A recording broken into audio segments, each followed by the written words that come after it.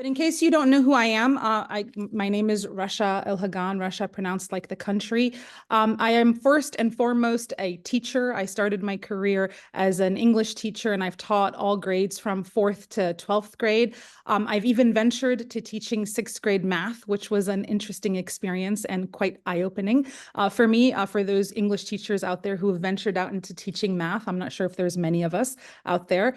I am now, it's what, fourth year? It's my fourth year as a certified concept-based curriculum instruction trainer and workshop leader. It's one of the few things that have happened to my career as an educator and to my teaching in my classroom that have been transformative. And so this is something that I very much appreciate, that I was able to give time and effort to it. In that journey, I have co-authored literacy courses with Tiffany Brown on inquiry-based teaching in the English language arts classroom for grades 3 through 10. And even though I started off as a teacher, I have about 17 years of experience as a leader, and I've led in various levels throughout various different schools. And I'll be sharing a little bit about that journey with you guys. So that's kind of like technical stuff. A little bit more of the interesting stuff about me. I am of Egyptian descent. I come from a family of teachers. Both my parents were educators. My sisters are both educators.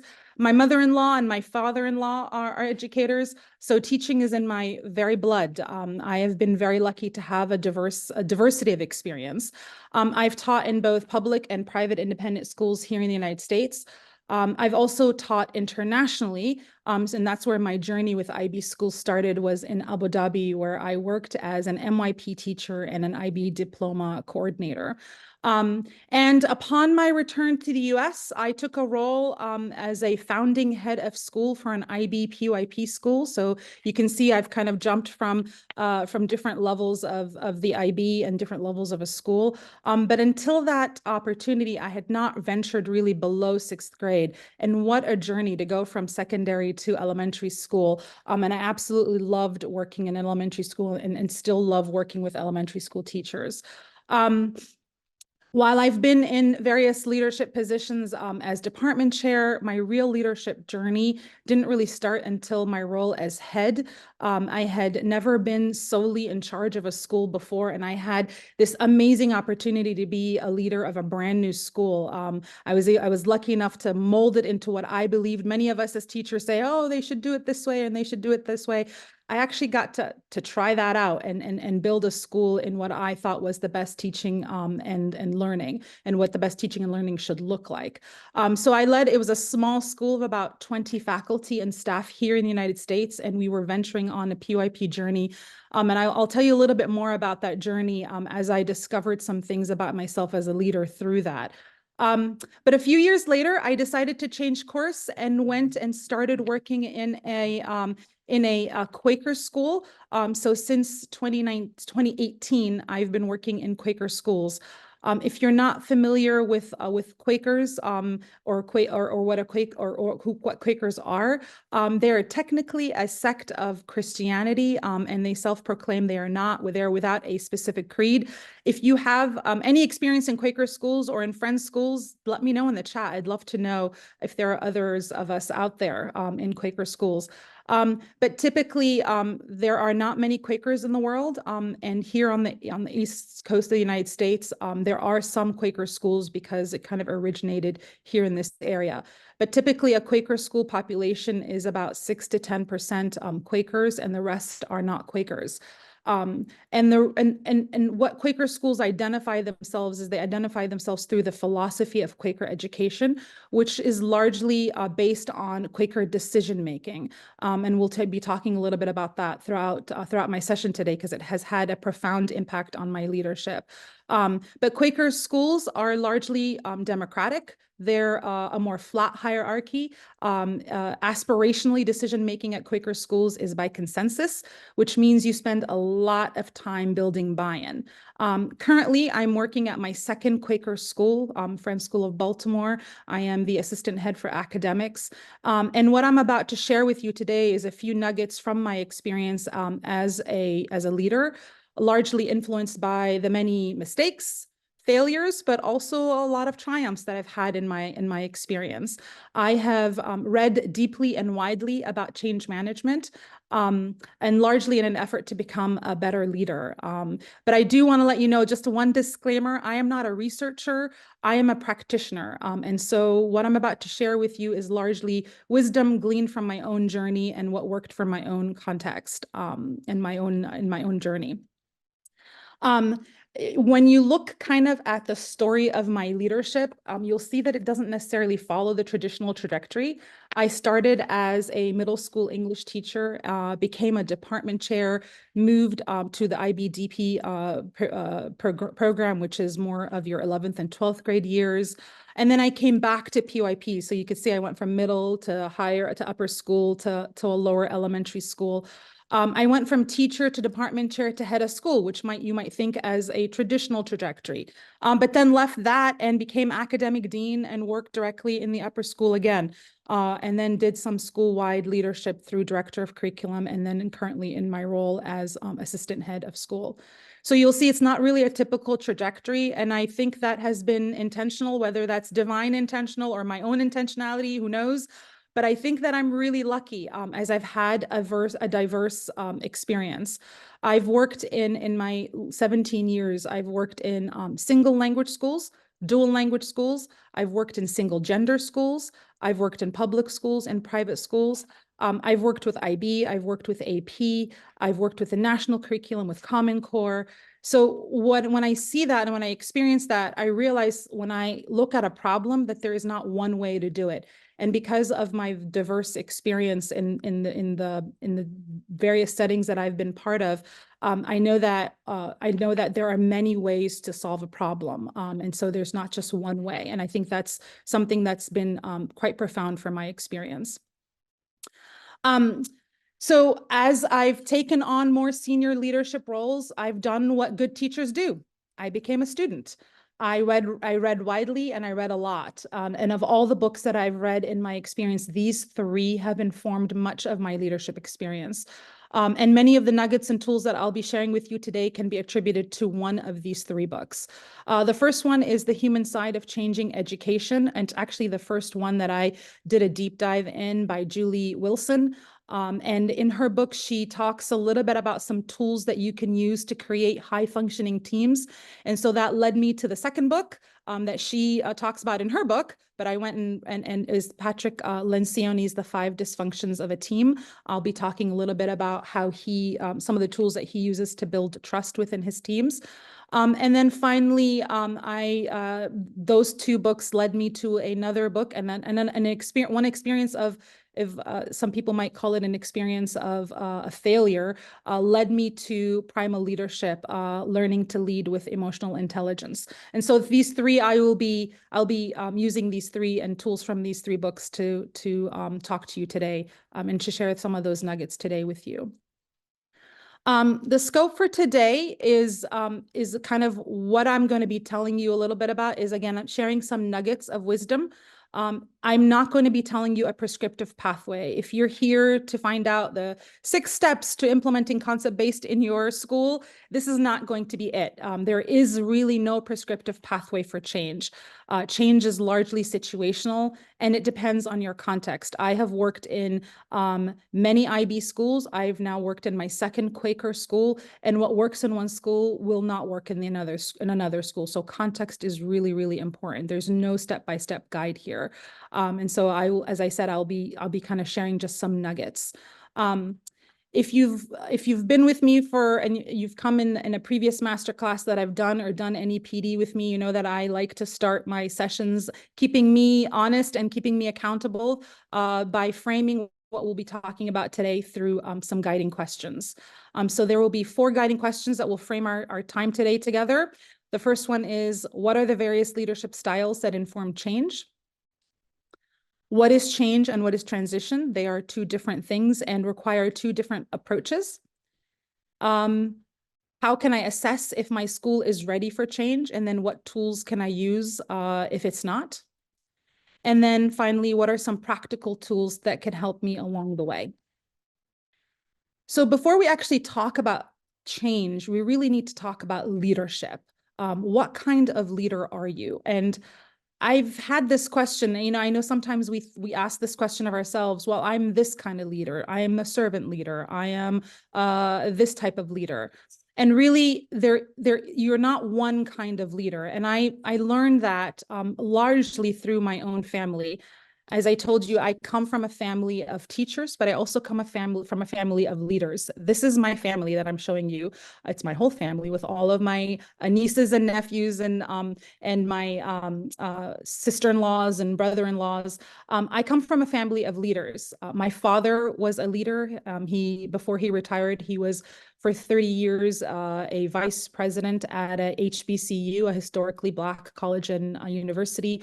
My mother was head and started her own schools in several iterations here in the United States, but also in Egypt. My brothers own their own companies and consulting firms and are leaders in their own rights, and so are my sisters. And I've been taught by my parents the ethics of a leader. You never ask your team to do something that you never do. You set high expectations. You're the first to go in and the last to leave. You lead with integrity, with justice, and a sense of fairness. You never, ever lie. You always tell the truth. And that's something that my father in his leadership journey always showed me to do.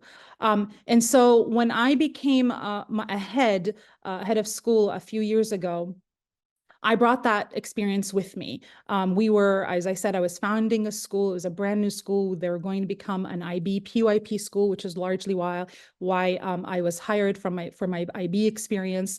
And I hired a team of amazing faculty. They were dedicated, they were hardworking, they were committed. We had a great culture.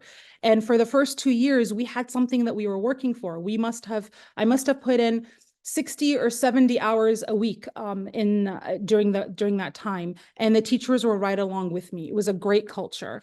But something interesting happened about 3 years in. So we'd just gotten our PYP authorization in year 2, and we were really excited and ended the year together. And then the third year came in and we're all gung-ho and starting. And somewhere in that year, something wasn't right, and I wasn't sure what it was. There was some toxicity and some resentment that was starting to happen between faculty and staff. And at the time, I didn't have the language to know what was going on. Later I know that there's something in the culture and in the climate. But as leaders, we all know that the buck stops with you. So you might say, oh, a teacher did this, or a parent said this, or it was a money situation. But really, as a leader, the buck stops with you. And so there was something I had to do, but I wasn't sure what it was that I was fixing. And at the time I had a coach, and the coach advised me to do a 360 evaluation, which I did, and it was profound. The results of the 360 evaluation were profound. Like a very good friend who held up a mirror to your face, the evaluation reflected the wonderful things I was doing, all the dimples that you'd see in a mirror, but also reflected some of the pimples and warts, some of the things that we need to address, or that I needed to address. And so that's kind of where I started reading and thinking about, how do you build a healthy culture? Why was what was going on happening? And I had about 2 years after that I worked really hard on fixing the culture to get the school to where it needed to be. And while I was largely successful, I never really understood why and what happened until a little later, as I was kind of delving a little deeper into my leadership journey. And this is where I come across Goleman's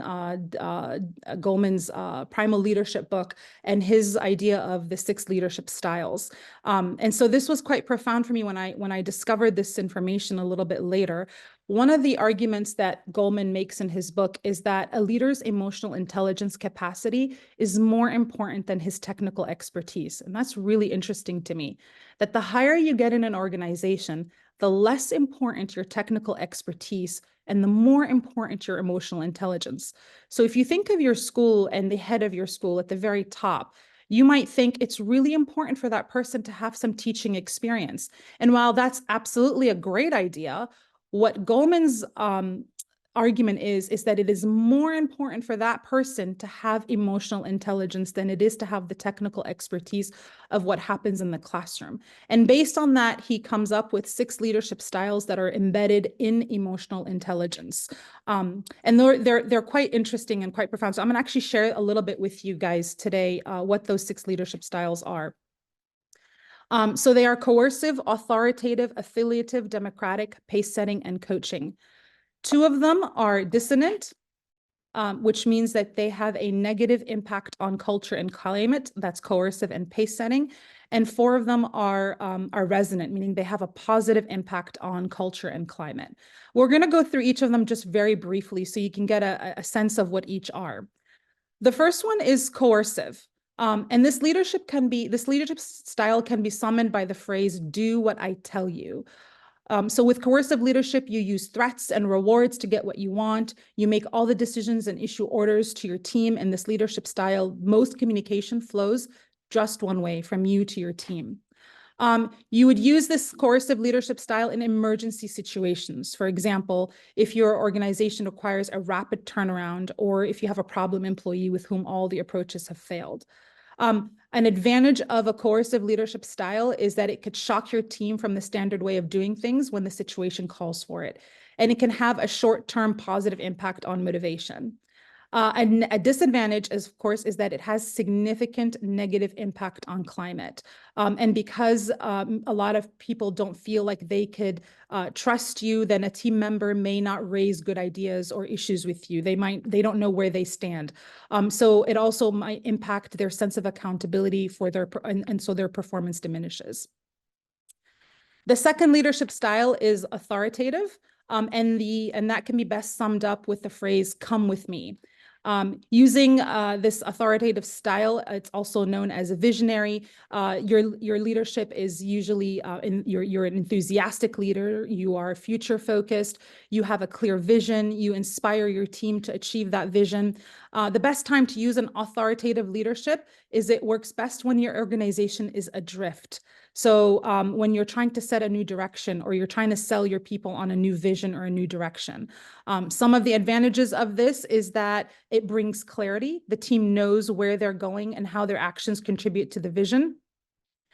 Some of the disadvantages is, as an authoritative leader, the direction is set by you alone. So there's not an idea of consensus. And so authoritative leaders can come across as overbearing because of their prescriptive approach. The third leadership style is affiliative, and that can be summed up by the phrase, people come first. So, and as affiliative leader, you put people first. You are being supportive, you're being helpful. It results in trust and in loyalty. Affiliative leadership is you use it when you're trying to build team cohesion, when you're trying to improve communication, increase morale, and when you're trying to repair broken trust. Some advantages of this is that employees feel more comfortable communicating. It makes them feel comfortable taking risks and trying different things. A disadvantage of this is that relying on this alone can lead to poor performance going uncorrected. So alternating the affiliative and authoritative styles with the affiliative and authoritative style is actually quite powerful. The third leadership style is democratic, and that can be summed up by the phrase, what do you think? As a democratic leader, you take the time to listen to your employees' ideas, you get their buy-in. By involving them in the decision-making process, you earn their respect and their commitment. Team members see you as a facilitator, not as a dictator. When I think of the 2 Quaker schools that I work in, Quaker schools typically have democratic leadership styles where people are involved in the decision-making.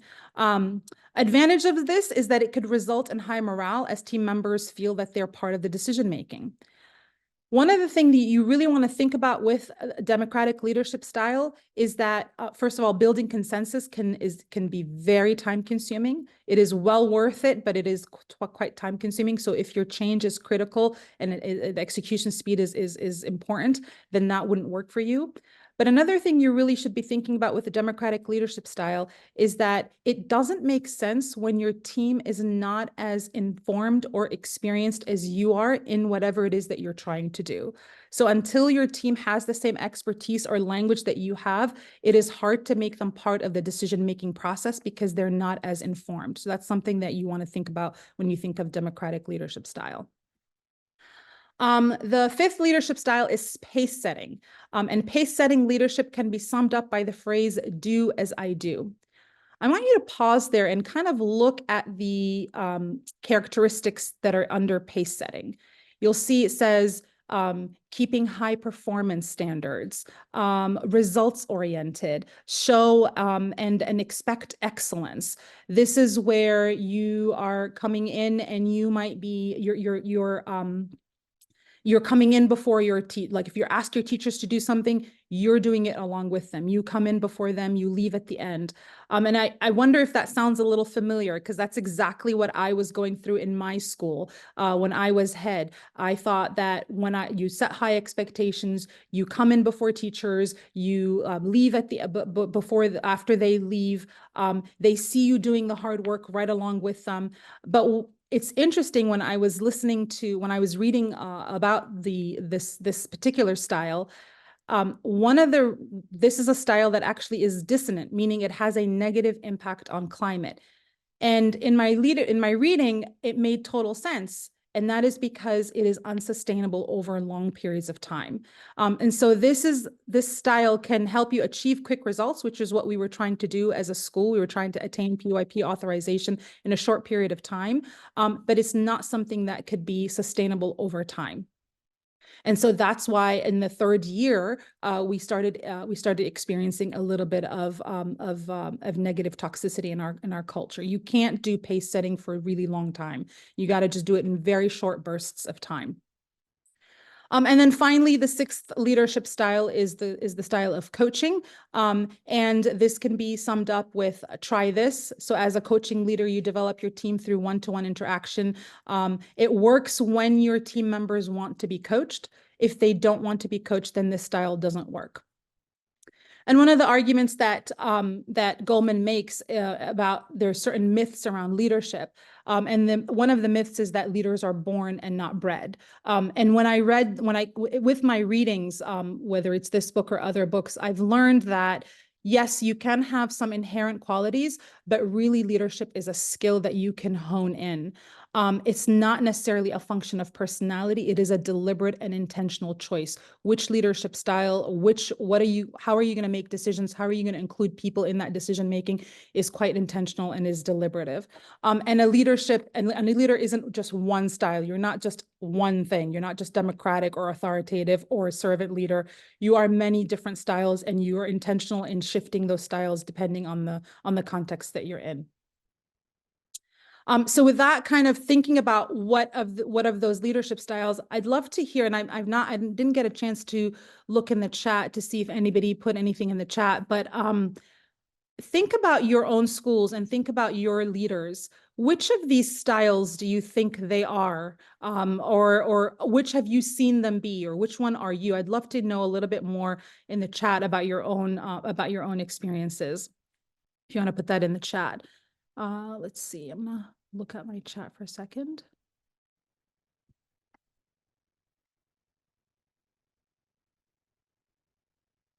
Let's see. Rachel, are we doing okay with I don't think I can see everything in the chat. Let me see.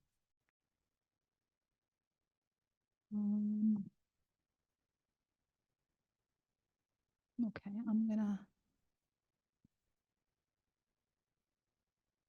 okay, I see somebody saying have seen all but coaching. Okay. Yeah, I see a lot of people saying pace setting. It's something that we're just trained to do. You do what your teachers do. You set high standards and high expectations. So it was something that was definitely eye-opening for me, as I was learning a little bit more about this. Okay. Democratic. Okay. Yeah, a lot of people are saying coaching and pace setting. Well, as you kind of are thinking about this, and it's really important to kind of think about leadership styles before you start thinking about bringing change to your school. And maybe you're trying to bring in concept-based, maybe you're trying to bring in different styles or whatever it is that you're trying to fix in your school, different initiatives that you're doing. It's actually really important to kind of think about this next thing, which is what is the nature of change? Um, when you come to understand the nature of change, you understand what's happening before you. Many of us have brought change in our schools where we have felt some level of resistance and we don't know why that happens. And so when you kind of study change, you realize that resistance, or what you think is resistance, is actually a natural part of the change process. Change is very much human-centered. As I said earlier, it's not a step-by-step linear process. It is iterative. We're not widgets on a manufacturing line, but rather we're complex human beings with natural cycles of development, that we kind of go through this change in different, with a lot of emotional outcomes. There's not one off-the-shelf solution, and change is messy and it's challenging. So when I read Julie Wilson's book, The Human Side of Changing Education, she talks about 3 types of change. She talks about directed change, she talks about planned change, and she talks about iterative change. And it's important to know which type of change your school is going through, or your organization is going through. When you think about directed change is where the process is largely known, the people are readily identified, and the supports are in place. So an example of that is if you're changing your physics textbooks from version 11 to version 12. There's already a process in place. You've already done it before. You know who you need to go to make that change. There's already a budget in place for it, right? And so this is called directed change. It has less, it doesn't have a lot of emotional impact attached to it. The second type of change, plan change, this is where you need to identify a large number of diverse stakeholders. It requires change buy-in. It requires for you to have a lot of support for implementation, and it needs a planned approach because you have a large number of diverse stakeholders. You might think of your school's strategic planning process as a planned change. The third type of change is iterative change. Here is where you don't know what you don't know. Tasks and processes are unknown. It requires a lot of experimentation and willingness to fail, and the problem itself is unclear. An example of that is your journey from a traditional curriculum to a concept-based curriculum, where you're kind of saying, I think we want to do this, but we need to identify the why, we need to identify the who, we don't even know what the process it might be. The problems are a little unclear. And so you gather some people, and you might do a lot of brainstorming until you kind of have a little bit of an idea of what you want to do, where you kind of identified who's going to be part of that process.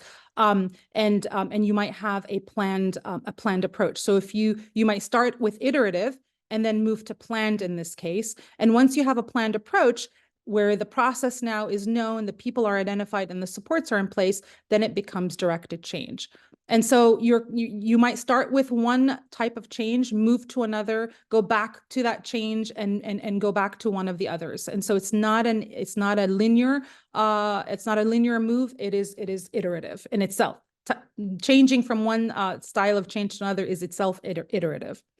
So that's really important to know, is the 3 types of changes. The other thing that I found was really interesting when I in my own reading is this graph here.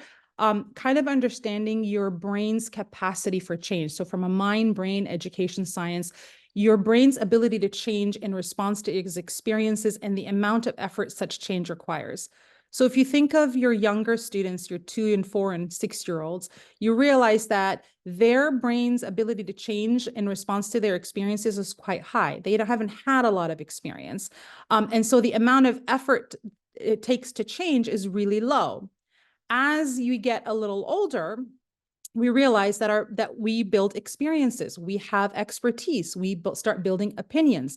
And at the same time, our brain's capacity for change becomes harder, right? And so this is not necessarily, don't read this as resistance to change. This is just the amount of effort and that the brain takes to be able to change over time. There are other personality traits that would contribute to that, but it's just interesting to see from a brain perspective what happens to you over time and what happens to your capacity and effort to change over time. And so when you think of those two things, the three types of change and your brain's capacity to change, you might think of change as then a marathon. It's not a sprint. And this is what I really like. Julie Wilson's analogy in her book, The Human Side of Changing Education, she describes change as a marathon and not a sprint. So think of running a marathon where where would your team be along this marathon? You will probably have some of your team members running at a really fast pace. Those are your early adopters that are excited about the change. And then you might have some people kind of in the middle, and then you have some people in the back struggling with the change. These are people that might not be excited about what's happening. And so you as a leader, you'll probably at the very beginning of the change be at the very front. You'll be guiding and leading your team down the unknown pathways of this marathon. And as some of your members get the hang of it, you as a leader might go from a leader at the front to a coach, where you might run along the span of that marathon, helping and helping people get to the finish line.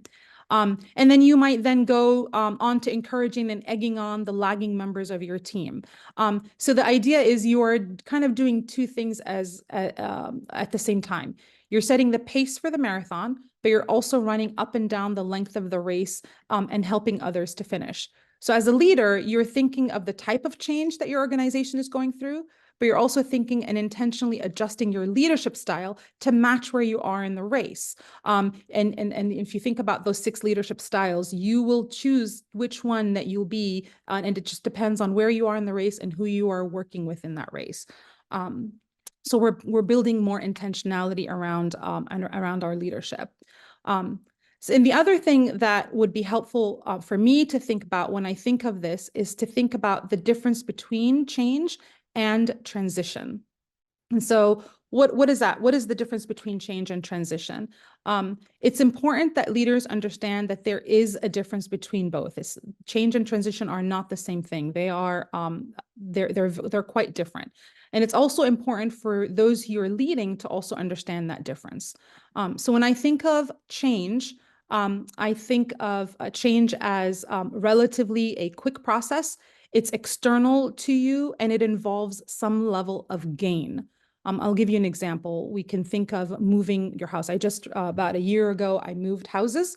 And so if you're thinking of moving your house, it's relative, I'll say relatively because, depending on how many boxes and how many years you've lived at your house, it might not be so easy, but it's relatively a quick process to pack your boxes, load them in a truck, and place them in your new home.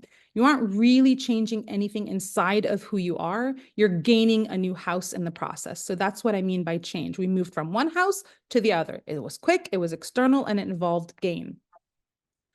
But the process of making that new house your home is much slower and more gradual. And that's a transition. Making your new house a home is a long transition that is slow. It's internal. There's some emotional level in it, and it involves some loss. There's an emotional loss of purging, of deciding what will stay and what will go is one big part of that loss. But there's also loss of expertise and familiarity. Where am I going to put the cups? How am I going to set up my, I don't know, the pots and the pans, or what is my bedroom going to look like? You knew where everything was in your old home, and here you have to figure it all out until you become experienced and comfortable again. And the same is true with a school or with any initiative that you do in your school. Few people will argue against students taking part in a well-designed interdisciplinary unit where they're collaborating and there is, a deep inquiry happening in the classroom. However, if I, as a teacher, have always taught in a deductive, didactic manner for a number of years and have no experience designing or facilitating this kind of learning, I will experience a significant loss of competency and mastery. So you're asking me to do something that I may or may not be successful at. For a veteran teacher who is used to everyone coming to them and asking for their support and for help, I might resist that change. This is now scary. I've lost my mastery level. I've lost my competency. And it's really important for us to understand that, because there is an emotional loss that happens with transition. And so as leaders, it becomes really important for us to manage that transition for people. And Wilson explains 3 stages of transition. She talks about ending of the status quo, losing or letting go. That's stage 1. She talks about the neutral zone. And then she talks about new beginning. We often do kind of a bad job managing the ending of the status quo. So as leaders, we might be keen on getting to the new thing. We see a sense of urgency. For example, if we don't fix our math curriculum problem right now, we will continue to produce students who have a high level of math anxiety, right? There's a sense of urgency for us. But it's really important to kind of slow down and manage that ending process for people. And it's important to realize that with endings, those we lead might be experiencing that loss and disorientation. So perhaps that program that's ending is one that they've helped bring into existence. Or perhaps the new classroom configuration you're proposing is going to bring them out of their comfort zone. This is not something they may be familiar with. They might not know how to manage a classroom of young students in this new model. So it's important for you to understand that and manage those feelings. When we move into the neutral zone, this is kind of the best of times and the worst of times. It's a period of ambiguity, it's a period of uncertainty, but it's also a period of great learning and creativity. It's the middle between the old and the new, and leaders should be careful here not to just push the change through. It's kind of important to go through this process. Well, unless you go through COVID and you really don't have time in the neutral zone, you're kind of going from one thing all to the new right away. But if you're given time, the neutral zone can be quite powerful. It's ripe time for pilots, for trying new things, for experimentation, and for letting people know that it's okay to not have all the answers. It's the chrysalis of change. And then the new beginnings brings a sense of renewal and a welcome feeling of we did it. We're excited, we're done. There's a feeling of competence, and we return back to feeling that we are masters of what we're doing. There's a sense of momentum and a progress towards our goal. In an ideal world, you would go from ending of the status quo through the neutral zone and happily end with new beginnings. That's ideally. But in reality, it looks more like this. And this might actually look differently depending on how big the number of people being affected. You'll have various teams at various levels of this stage and at different times and at different places. And you as a leader have to be able to maneuver all of that for your team. And so which makes transitions and managing transitions very complex. And it makes your leadership style that you choose, you have to be even more and more intentional. So it's super important as a leader to be aware of all these feelings. And I'll be honest with you, we often forget, as I was kind of planning for this masterclass, my current school is going through a couple of change initiatives. And I had forgotten some of this stuff. So as I was preparing for the masterclass, I was like, oh gosh, yes, that's why that one teacher is reacting this way, or that's why this is happening this way. And so it's actually quite important for us to be really intentional and go back. I was going back through my notes and I was like, oh, right, this totally makes sense for us, for me and what's happening. So we often sometimes forget what is going on and we need to make time for it. At least that's kind of what happened for me. So when I think about this managing transitions, there's actually a really cool tool that I've used in my school that I'm going to share with you guys today. And this is kind of an answer of what practical tool can help you lead your school through the uncertainty of change and transition. The tool is called the 4 Ps, and Wilson recommends this as a way to help your team articulate the why behind the change, the what, the process, the plan, and the participants. So the first thing she says is you need to identify the problem. You need to ask yourself, what is the problem you're trying to solve? Why is the change necessary? And you need to take the time for you and your team to be able to articulate that. The second step in this is to picture the ending. This is where you really want to describe what does success look like. What will success look like from the student's perspective? What will success look like from the teacher's perspective? What will success look like from an administrative perspective, the parent perspective? You want to be as vivid as possible in this step so that you're kind of identifying the end product, and you're drawing a picture of what that end product is going to look like. Once you identify, so you have the problem, and then you know what the end product is going to look like, then you can go to talk about the plan. What is the plan to get from here to there? What are the milestones along the way? And how will you know when you have reached those milestones? And then finally, once you have a plan, you want to identify the participants. What part can your school community play in getting there? What part will your teachers play, your parents, your students, your administrators? And this is a time where you might invite people into the process. How can they be part of that process? This is actually quite a powerful tool to do with faculty, but also to do with different constituents, and it helps you communicate the why, the what, and the how of your change. Another thing to consider is, well, I want to do this change. Is my school ready for a change? Is my team ready for a change? Often when schools are considering any new initiative, leaders anticipate a certain level of resistance. And as I've learned over my 17 years of experience, resistance to change is absolutely natural. We talked about it earlier. There is a sense of loss that happens. We also talked about the brain's capacity for change. That's going to be part of that process. But is there more to resistance than that? And how can you assess if your school is ready for change? Sometimes you really have no choice but to change. Like, for example, when with COVID hit a few years ago, we had no choice but to change. Resistance wasn't a factor. So unless the change is forced due to external and unavoidable factors, it would be good for schools to assess their change readiness. I read an article by Dr. Achilles Armenakis. I'm going to mess up his name, Armenakis, I think. He's a scholar in management at Auburn University, and a change champion with a human touch.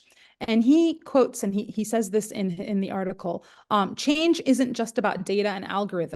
It's about people, their hopes, fears, and the intricate web of relationships that hold organizations together.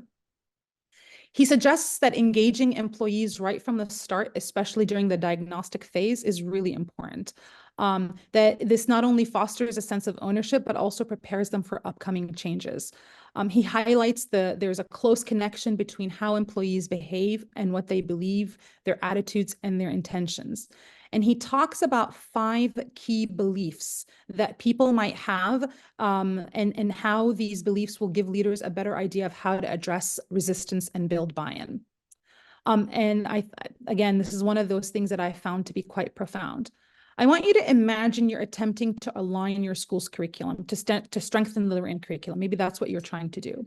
You've identified this need through a strategic planning initiative, and now your administrative team is set to tackle this initiative, but there's resistance.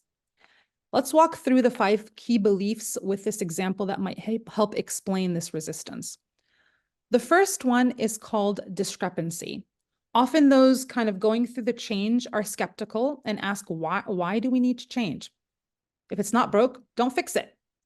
Why do we even need to align our written curriculum? We've been teaching just fine so far. We've graduated many students who are doing great in university. Others in your school might agree, yes, we do need to change. The world is rapidly changing around us and we need to adapt quickly. So the status quo doesn't work. So that's one set of beliefs, like why do we need to change? The second belief is appropriateness, which is the belief that a chosen change is suitable to address the problem. This is where people might ask, is what you're suggesting going to even get us there? So for example, you might be proposing that in order to align our curriculum, we need to adopt disciplinary standards and identify a framework such as concept-based inquiry. While people might believe the change is necessary, right? They say, yes, we need the change. They might disagree that standards alignment or CBI has the capability of helping us align our curriculum. Is this the best way? Right. So that's another kind of belief that they have. Yes, we think change is necessary, but is this going to get us there? The third key belief is efficacy. And this is, I buy that we need to change, We need to align our curriculum. I agree that the way to get there is to implement concept-based inquiry, but can we get there? I just don't think we can. We've had initiative fatigue. We've tried and stopped things over and over and over again. We as an organization can't get there. So there's the idea or belief that, yes, the change is needed. Yes, this is the way to get there, but we can't get there. And so that's one of the beliefs. But let's just say that we say, yes, you're able to get there, and everybody agrees that, yes, we can change. Can you get us there? Can you as a leader get us there? That's the fourth key, is leader support. I think we can change, but can you get us there? Do I believe that my principal or my curriculum lead is committed? I've been burned before and none of my principals had my back. Are you in a school with high leader turnover? Leader support here is key and is a key belief that might increase resistance or decrease it. And then finally, if you've gone through all these beliefs and were able to identify the change or the plan and you got appropriate leaders, the final stage is then, what's in it for me? What's the self-benefit? So going through concept-based inquiry is too time-consuming, some people might say. I don't like writing curriculum. Why can't we just use the textbook? That's all aligned. Every individual needs to see that this will allow them to do their job better. So when you think of these 5 key beliefs, you think of, okay, well, how would I address the different beliefs and the different attitudes that might come in there? And I have some suggestions that I'll be proposing to you guys. So if you are, for example, if people aren't sure if what you're suggesting is going to get us there, for example, concept-based inquiry, you might start various pilots with early adopters. These will be small groups that would try various solutions and work out the kinks in the plan before the larger group adopts the change. If you have people who are doubtful that we as an organization are even capable of seeing a change through, you might start with some easier tasks that give you some early, easy wins in the beginning to help the team build confidence and believe in itself. If there's a lack of confidence in your ability as a leader, you might then need to engage in building trust and healthy conflict, which I'm going to be talking about in just a second. I'm going to be sharing a tool that's really helpful on how to build trust. And if there's doubt on how this would benefit the individual or the organization, you might want to invite early adopters who can then generate excitement and show benefits of the new initiative. At this time, I'm gonna pause for just a second, and I want you to think about perhaps a time in your own experiences that maybe reflected some of these beliefs. And if you want to take a minute and put those in the chat, or even just think about them and write them on your own, at what point in time might you have had some of these beliefs in any change that happened in your school? Take a minute and just kind of think about that. What advice might you give yourself if you were to go in the past? What advice might you give yourself? I'll take a minute and let you do that.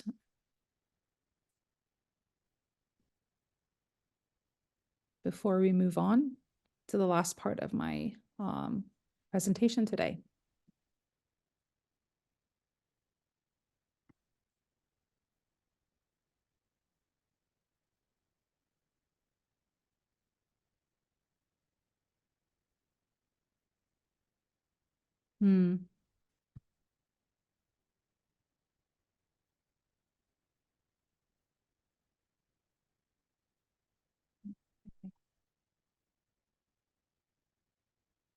Yeah, I was just, yeah, go ahead.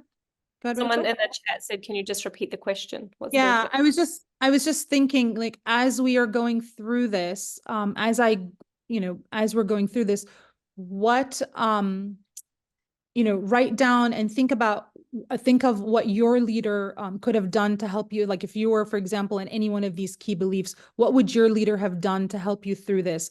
Or if you were to think back to a time when you had one of these beliefs, what would you go back and tell yourself at that time? And I'm just reading through some of the responses in the chat.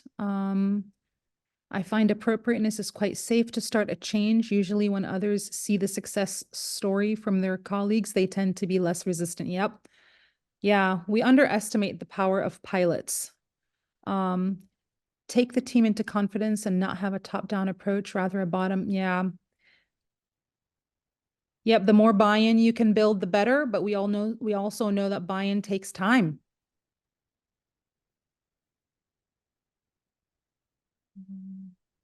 And more voices about piloting.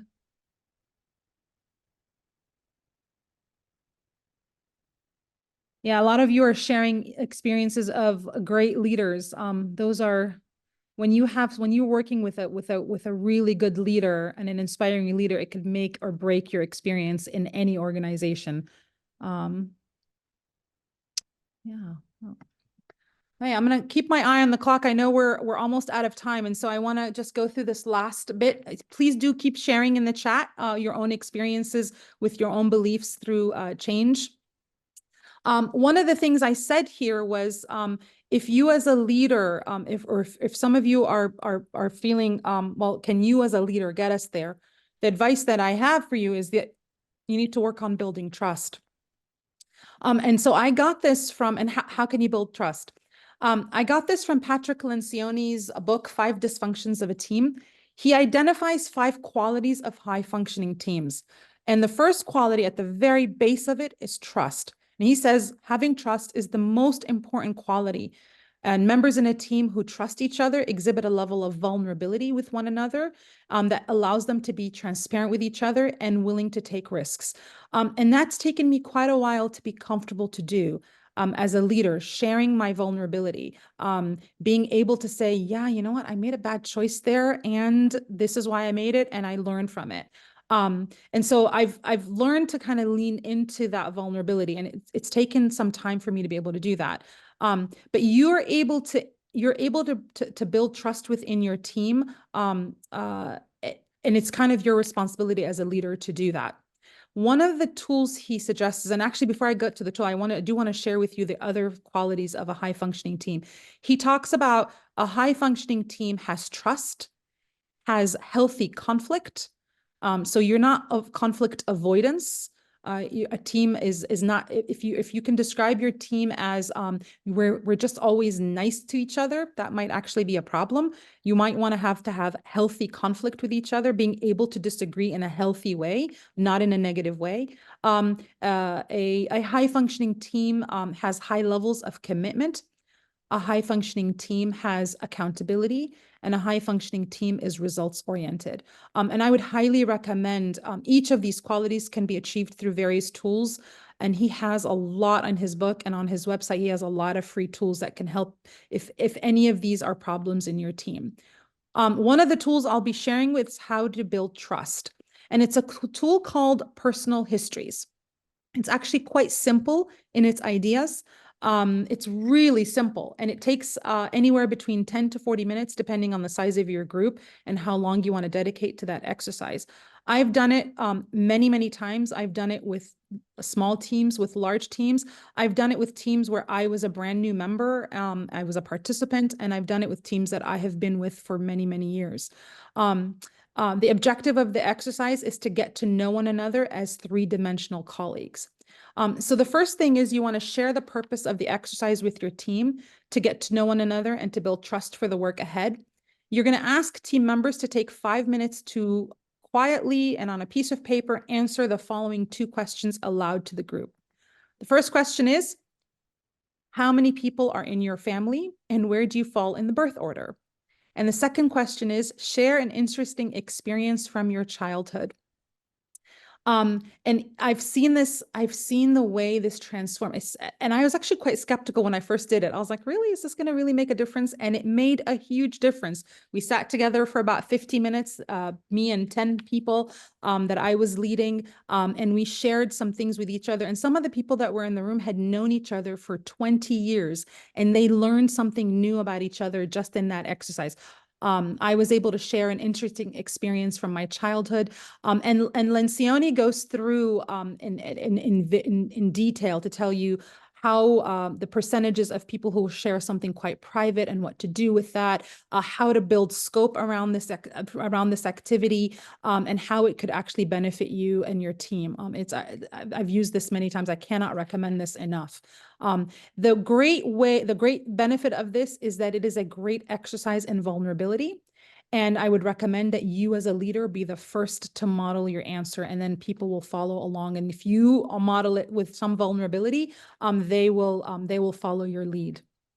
And so this is a really good tool to use. I would highly recommend it. So in closing, I want to just kind of share some final lessons learned, some of my things that I take away and that I try to achieve in my leadership, and in what I try to do. Change has an emotional impact. It is not without some collateral damage. You want to think about that, and you want to think about that carefully. It will have some collateral damage. Research shows that those who lead change and significant change in schools often do not stay after the change has been implemented, just because of the emotional toll that change has taken. So realize that and know that. Building buy-in is instrumental. If you're able to do it, it's a luxury. And if you're able to do it and it takes a long time to do, it is instrumental. So start with your pilots, start with your low-hanging fruits. There will be somebody in your team who's excited about this. Start with them. Don't start with trying to address the resistance right away.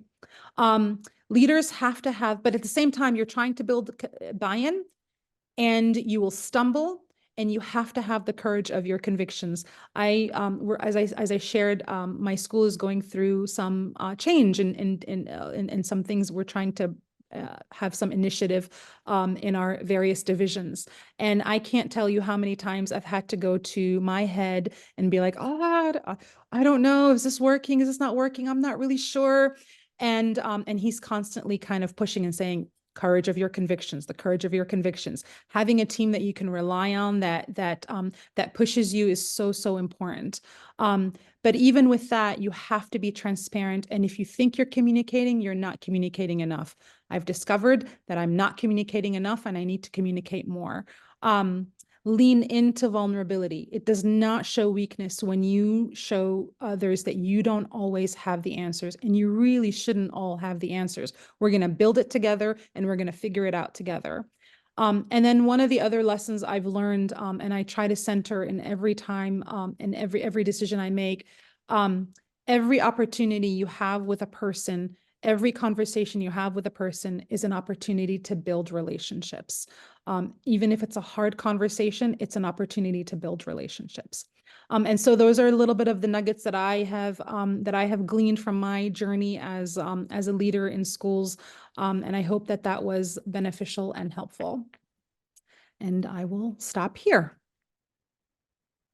If there are All right. Thank you so much, Rasha. That has given me incredible insights, and it's refreshing to hear such an honest reflection on your own leadership journey, to share the successes and the challenges that come with that. And I also am a huge advocate of pilots and early implementers, and getting them to really lead the way in some of these transitions. I've seen in concept-based schools who are making that transition, supporting those early implementers first rather than pushing everyone to go at the same time has a huge impact on buy-in. All right, if you have questions, please pop them into the Q&A chat. We can stay for a few more minutes to answer any questions you have. While people are doing that, Rasha said it right at the beginning of her session, and I promise I didn't ask her to say this, but she said that doing the concept-based or the El-Haggan and Lanning CBCI Institute and a certification has been one of, and that's certainly been my experience too. It absolutely transformed the trajectory of my career. It is why I'm sitting in Saudi Arabia right now and heading to China next week. It's shifted me into the role actually of an educational consultant. So if you are interested in concept-based inquiry, and that is something people will question your ability and credibility to make that lead. And so that is why Dr. Erickson many years ago started the El-Haggan and Lanning Trainer Certification Institute. Paul, if you can pop in the chat the link to the Trainer Certification Institute so that people can learn more about that if they are interested and if they are looking to take on leadership roles in that. We've had many schools now who get their early implementers, so they have teams of 3, 4, 5 people working through the institute together so that they are ready to really go forward and lead that together as a team. All right, any questions? I can't see any in the Q&A. So if you pop them into the Q&A, or I'll watch the chat box as well if anyone has a question.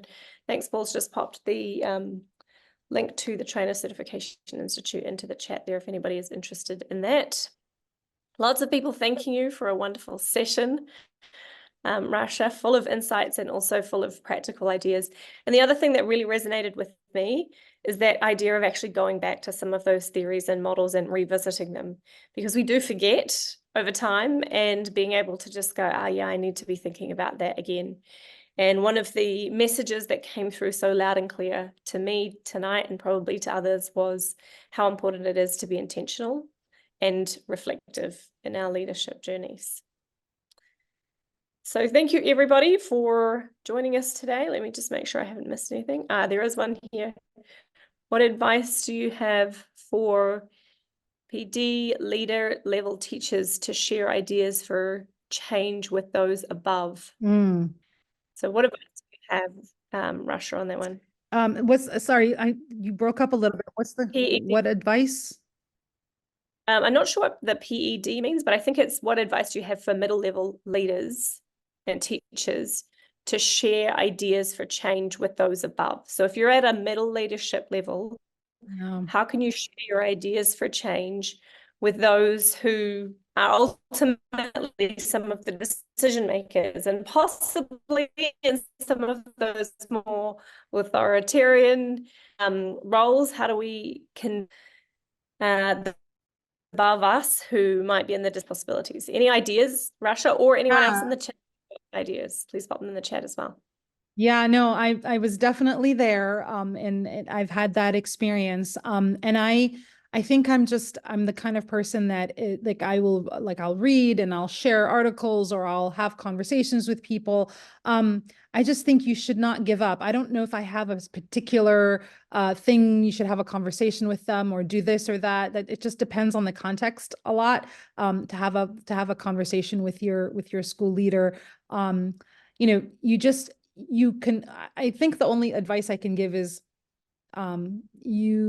you can change what you can, and you also have to understand what you can't change. I think there is I don't know what the name of it is. A colleague of mine says this a lot, and I always forget the name of it. I think it's called the Serenity Prayer, something about you can change what you can, and you or realizing what you can't change. And so part of that is to realize what is it that you can control and what you can't control in your small little bubble. And sometimes you can't change your leaders. Sometimes you can't. Yeah, absolutely. One of the things that I have found successful when I was in a position of PYP coordinator, so obviously I was a part of pedagogical leadership teams, but wasn't necessarily ultimately the one who was making decisions. I remember wanting to push for full days of release for teachers to plan together. So having a whole team, all of the first grade team or all of the fourth grade team have a full day to release. So one of the strategies that I used with that is not to go with the problem, but to go with a solution, and to say, hey, I would love to be able to spend quality time. So you have to obviously share why that's important, but here's how we can release our teachers, so that you're not expecting the person in the leadership role to figure out how to make that happen. You actually go in and say, this is what I think should happen, and this is why. And here's a solution to the tricky part of making that happen. All right, let me just see if there are any other educators. Here's one there. So as educators, we are all leaders in our classroom. What advice would you give us as we lead in our classrooms? Yeah, I mean, I think it all applies to your classroom in a certain sense. The idea specifically even around building buy-in, having democratic leadership in your classroom, asking students what they think.